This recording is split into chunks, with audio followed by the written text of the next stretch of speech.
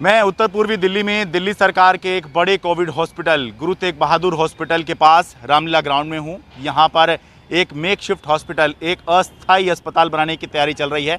ये देखिए, तंबू यहां पर गड़ चुके हैं और यहां पर असल में 500 बेड का आईसीयू अस्पताल बनाने की तैयारी चल रही है।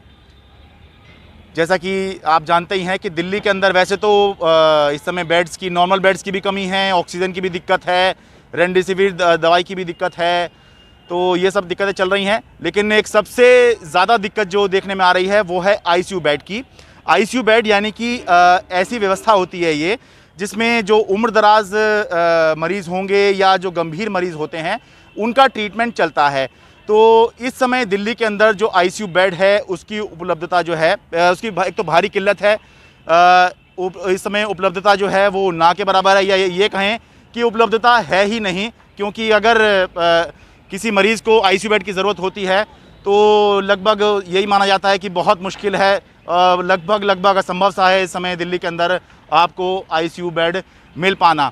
तो ये आईसीयू बेड की व्यवस्था यहाँ पर बनाई जा रही है, जो कि जीटीबी हॉस्पिटल का ही हिस्सा होगा यहाँ पर। और 500 बेड का आईसीयू हॉस्पिटल जो अस्थायी अस्पताल ये बनाया जा रहा है, ये 5 मई तक तैयार करना है।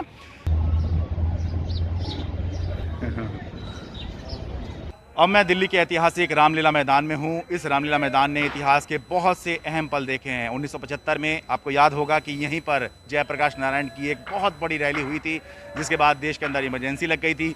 इमरजेंसी जब हटाई गई तो उसके बाद देश की सत्ताधारी जो पार्टी थी वो चुनाव हार गई, देश में सत्ता परिवर्तन हो गया। 2011 में हमें याद है कि यहाँ पर अन्ना हज़ारे का लोकपाल आंदोलन हुआ। उस लोकपाल आंदोलन से एक पार्टी निकली जिसने दिल्ली में सत्ता बदल दी, और इस आंदोलन से जो पार्टी निकली थी वो आज दिल्ली की सत्ता में है।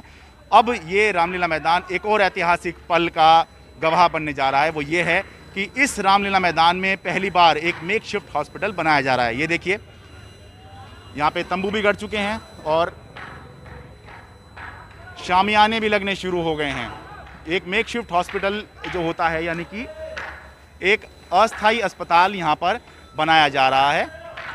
लोकनायक हॉस्पिटल, जो कि दिल्ली का सबसे बड़ा, दिल्ली सरकार का ये अस्पताल है और दिल्ली का सबसे बड़ा ये कोविड हॉस्पिटल है।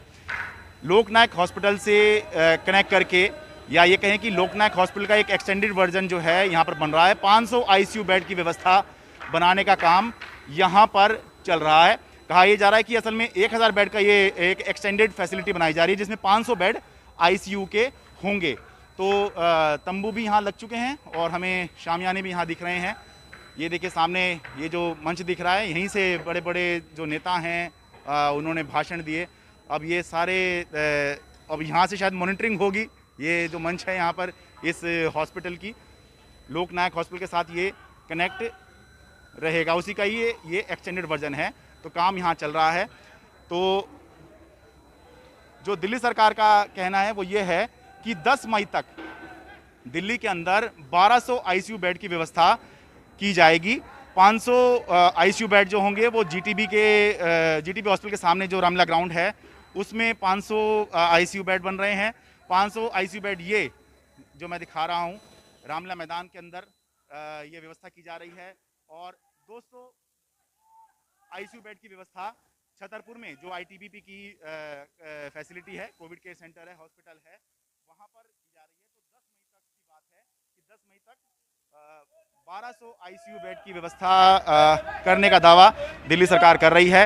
हालांकि ये व्यवस्था अगर पहले हो जाती तो बहुत अच्छा था, लेकिन अभी भी दिल्ली को बहुत ज़रूरत है आईसीयू बेड की, क्योंकि बाकी सब तो लोग किसी तरह से कर पा रहे हैं, लेकिन आईसीयू बेड जो है वो बिल्कुल लगभग असंभव सा है इस समय। अगर किसी को चाहिए तो बहुत विरले ही होते हैं जिनको दिल्ली में मिल पा रहा है, क्योंकि आईसीयू बेड जो होता है वो गंभीर मरीजों के लिए होता है, इसकी उपलब्धता कम ही होती है।